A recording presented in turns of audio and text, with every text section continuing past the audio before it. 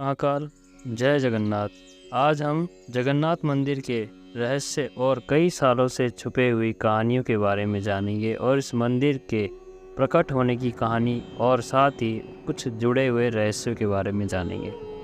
जगन्नाथ मंदिर हिंदू धर्म के हिसाब से चार धाम बद्रीनाथ, द्वारका, रामेश्वरम और पुरी है। मान्यता है कि भगवान विष्णु जब चारों धाम पर बसे तो सबसे पहले बद्रीनाथ गए थे और वहाँ उन्होंने स्नान किया। इसके बाद वे गुजरात के द्वारिका गए और वहाँ से कपड़े बदले। द्वारिका के बाद वे उड़ीसा की पुरी और उनके बाद उन्होंने वहाँ भोजन किया।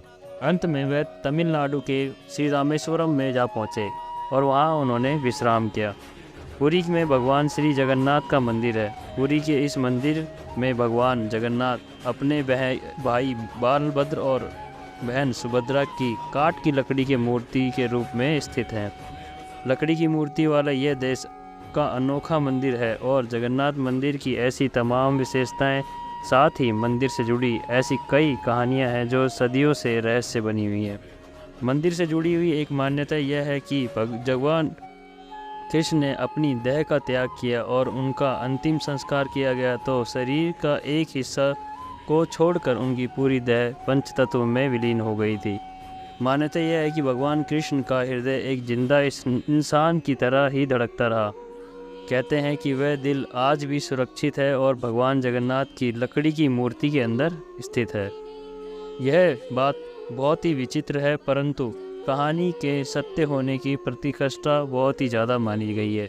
और जगन्नाथ शब्द का अर्थ जगत के स्वामी होता है। इसी नगरी ही जगन्नाथपुरी या पुरी कहलाती है। इस मंदिर में हिंदुओं के चारों धाम में से एक में माना जाता है। यह वैष्णव संप्रदाय का एक मंदिर है जो भगवान विष्णु के अवतार श्री कृष्ण को समर्पित है।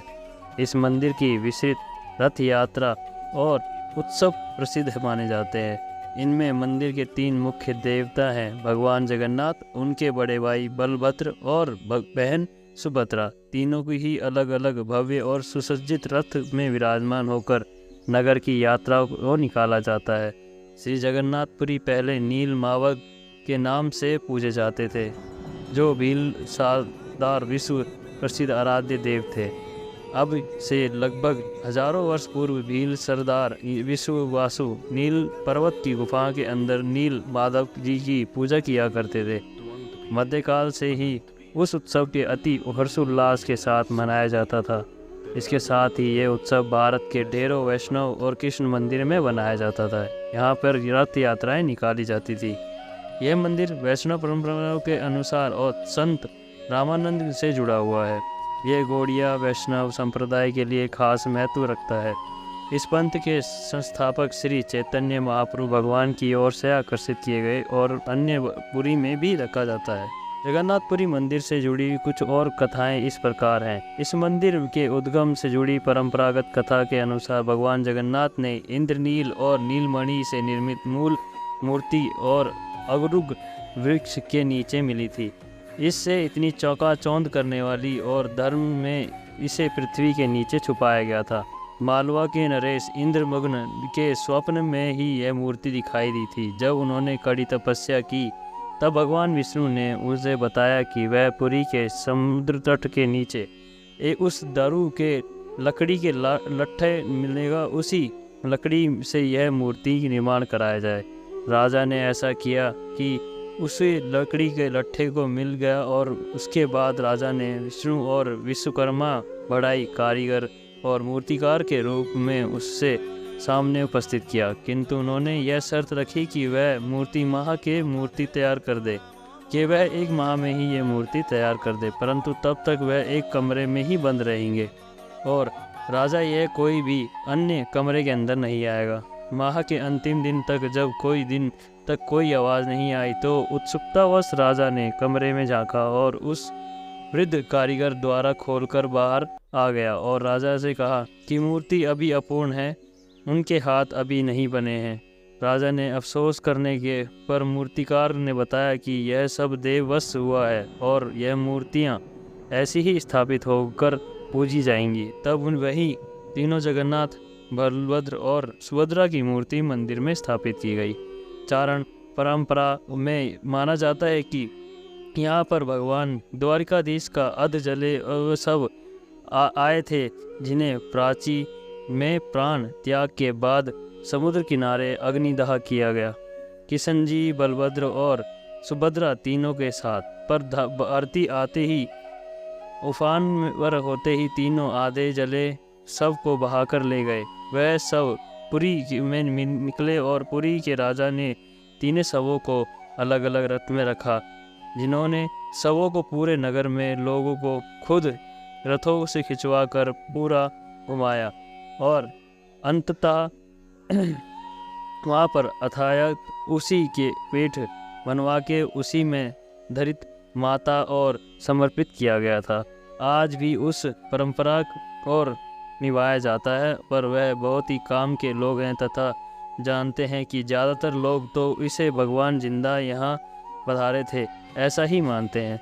चारण जगदम्बा सोलन आई के गुरु पूज्य दौलतादान बापू श्री हस्तप्रो ने उसे उल्लेख में मिलता है। जगन्नाथपुरी में रथ यात्रा बहुत ही आषाढ़ शुक्ल पक्ष और द्वितीय तदनुसार लगभग जून या जुलाई के माह में आयोजित की जाती है। इस उत्सव में तीनों मूर्तियों को अति भव्य और विशाल रथों पर सुसज्जित होकर यात्रा निकाली जाती है। यह यात्रा तकरीबन 4 किलोमीटर लंबी होती है और इसे लाखों लोग शरीक होते हैं। आधुनिक काल में यह मंदिर काफ़ी व्यस्त और सामाजिक व धार्मिक आयोजन के लिए प्रसन्न और व्यस्त रहता है। इस मंदिर में प्रविष्ट प्रतिबंध यह है कि वह गैर हिंदुओं के लिए यहाँ पे सर्वथा वर्जित माना जाता है। पर्यटकों के और की परिविष्टि भी वर्जित है। वह मंदिर के अहाते और अन्य आयोजनों में दृश्य निकटवर्ती रघुनंदन पुस्तकालय की ऊंची छत से अवलोकन कर सकते हैं। माना यह जाता है कि जगन्नाथ मंदिर में कुछ ऐसे रहस्य हैं जो आज तक किसी भी वैज्ञानिक द्वारा सुलझाए नहीं जा सके हैं। आमतौर पर दिन में समय हवा समुद्र से धरती की तरफ चलती है और शाम को धरती से समुद्र की तरफ, लेकिन आपको जानकर हैरानी होगी कि यह प्रक्रिया उल्टी है। मंदिर का झंडा हमेशा हवा की दिशा के विपरीत लहराता है। हवा का रुख जिस दिशा में होता है, झंडा उसके विपरीत दिशा में होता है। कहा जाता है कि जगन्नाथ मंदिर में दुनिया की सबसे बड़ी रसोई है। रसोई का रहस्य यह है कि यह भगवान का प्रसाद पकाने के लिए 7 बर्तनों को एक के ऊपर एक रखा जाता है। यह बर्तन मिट्टी के होते हैं। मिट्टी के होने के बाद भी जिनमें प्रसाद चूल्हे पर चढ़ाया जाता है। आश्चर्य की बात यह है कि इसके दौरान सबसे ऊपर रखे बर्तन का पकवान सबसे पहले पकता है, फिर नीचे की तरफ के बाद में एक एक करके पकने लगते हैं। चाहे लाखों भक्त आएँ चाहे, लेकिन प्रसाद कभी भी कम नहीं पड़ता है, ना ही व्यर्थ जाता है। मंदिर के बंद होते ही प्रसाद भी खत्म हो जाता है। जगन्नाथ मंदिर की करीब 4 लाख वर्ग फीट एरिया में एक ऊंची 214 फीट की एक वास्तु और या इंसान पशु पक्षी की परछाई बनाना तो विज्ञान का नियम है, लेकिन जगत में पालनहार भगवान जगन्नाथ मंदिर की ऊपरी हिस्सा विज्ञान के इस नियम को चुनौती देता है। यह मंदिर की शिखर की छाया हमेशा अदृश्य ही होती है और वह प्रत्येक कोई भी व्यक्ति इसकी छाया को आज तक देख नहीं पाया है। हर 12 साल में जगन्नाथ, बलदेव और देवी सुभद्रा तीनों की मूर्तियों को बदला दिया जाता है। नई मूर्ति स्थापित की जाती है। मूर्ति बदलने की इस प्रक्रिया में जुड़ा भी है एक रोचक किस्सा है। मंदिर में आसपास पूरी का तरह अंधकार कर दिया जाता है। शहर की बिजली काट दी जाती है। मंदिर के बाहर सीआरपीएफ की तैनात कर दी जाती है। सिर्फ मूर्ति बदलने पर वाले पुजारी ही मंदिर के अंदर इजाज़त होती है। आमतौर पर मंदिर, मस्जिद या बड़ी इमारतों पर पक्षियों को बैठा देखा होगा, लेकिन आज तक भी जगन्नाथ मंदिर के ऊपर ना तो कोई प्लेन गया है, ना ही कोई पक्षी शिखर पर बैठा है। भारत की किसी भी मंदिर में ऐसा नहीं देखा जा सकता। यह रहस्य आज तक वैज्ञानिक भी सुलझा नहीं पाए हैं। जगन्नाथ मंदिर की शिखा पर जो ध्वज होता है उसको हमेशा सायंकाल में प्रतिदिन बदला जाता है और उस ध्वज को बदलने के लिए वह व्यक्ति हमेशा ही उल्टा चढ़कर जाते हैं और सीधा चढ़कर आज तक नहीं गए। ना ये भी जाता है कि भगवान जगन्नाथ मंदिर के अंदर कभी भी किसी भी प्रकार की समुद्र के तट के नज़दीक होने के बाद भी कोई भी आवाज़ नहीं आती है। इस पुराणिक कथाओं के अनुसार ये है कि पुराणों के अनुसार कहा जाता है भगवान जगन्नाथ के इस मंदिर की सुरक्षा भगवान हनुमान को सौंपी थी तथा हनुमान जी ने समुद्र की आवाज़ पर इस मंदिर के अंदर आने से रोक लगा दी है ताकि भगवान जगन्नाथ बिना व्यवधान के ही सो सकें।